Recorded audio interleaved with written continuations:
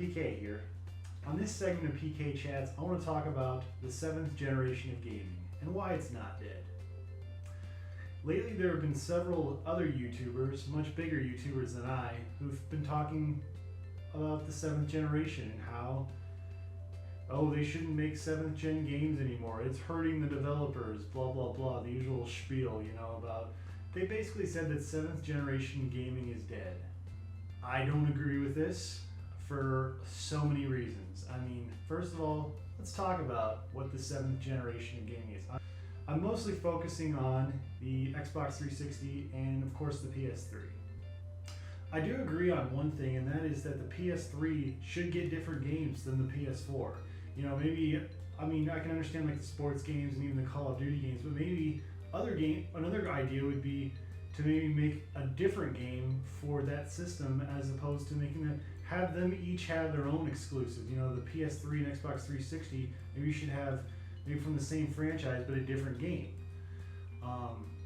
Even with sports games, I think it's good to have healthy competition, from the last gen systems, because there's still a lot of people that play last gen systems, myself included.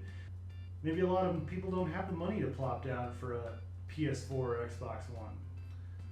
Sometimes it's good that there's two different versions of a game on a last generation system. A great example, as many of you know, I'm an avid NASCAR fan, and there was a NASCAR 09 for PS2 and PS3. And quite honestly, I prefer the PS2 version of this game.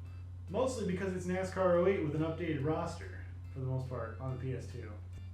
It had more series. It actually was surprisingly a better game. Unless you like Jeff Gordon's green screen time, other on the PS3 version, there wasn't a lot of big differences. I actually personally like the PS2 version better. Another good example of having two different games, but maybe the same story but a different style of animation would be Ghostbusters, the game, 2009. A lot of people preferred the Xbox 360 version and the PS3 version, but there actually were people out there that enjoyed the Wii and PS2 version because of the animated style. A lot of people, especially if you had an affinity for maybe the cartoon more so than the movie, then you definitely might love the more animated style versus the more realistic look that the 360 and the PS3 had. One of the most important things about any video game system is not just the pretty graphics, but the games. How many games are there? How many good games are there, importantly? The PS4 and the Xbox One are putting out some absolutely breathtakingly beautiful games. The system has Twitch, obviously integrated in it, I believe, and you can share your videos and stuff like that, which makes those very good systems, of course. But again, I buy a video game system because of a variety of games. This is my PS3. As you can see, this is an 80 gig 4-port PS3. It's got 4 USB ports. It's got room for SD cards. It's got room for a lot of things. And not only that, it can play PS1, PS2, and PS3 games on it. That is one heck of a library of games. The PS4 can play PS4 games, or I believe it can use their PlayStation Now streaming system. I'm still not all that familiar with it or how it works. So I think it's really unfair when people say that the PlayStation 3 and the Xbox 360 are dead, because there are so many people who are still playing these systems. And guess what? Microsoft and Sony are still manufacturing these systems. They haven't exactly shut down PlayStation Network on PS3, I don't know if they have on PSP or not. I haven't looked at my PSP in a really long time, honestly. Also a good system. My PS3 is still a very functional, very capable system. It can still play Netflix, it can still play Hulu, it can still play Amazon Prime, it can still play YouTube. For goodness sakes, now you can play Spotify on it. It can do so many things. And people say this system is dead. Like, how? Honestly, it sold over 80-some million units and it still works really good. Obviously, the difference between that and a PS2 is a lot. And yes, the PS4 is 10 times more powerful, but other than prettier games, what does it do significantly better?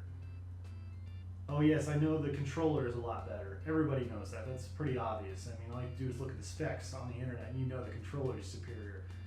But other than that, other than a more powerful controller, prettier games, what does this offer that the PS3 doesn't have?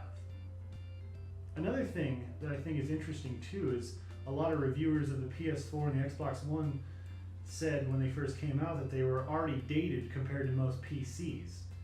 And most people feel that this system might very well only have a 5-year lifespan. Well, it's been around since the end of 2013, so it doesn't have much time left anyways. So is it really in my best interest to buy a PS4 or an Xbox One?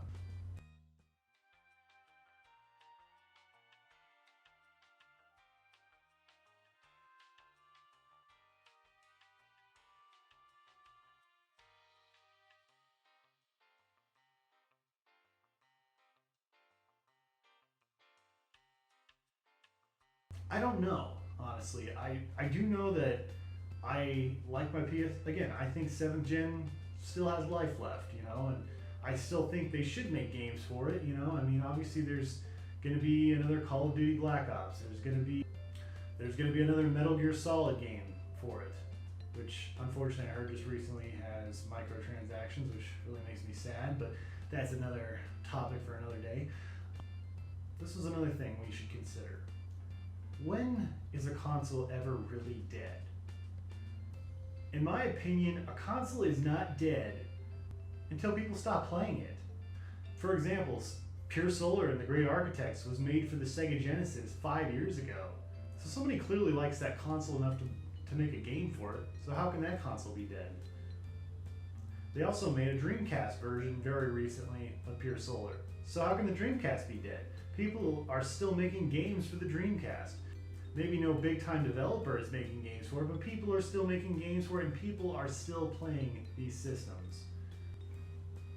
I will not only go as far as to say that 7th gen gaming is not dead. It's not dead by any means. Companies are still developing games for it, but that every generation back is not dead yet.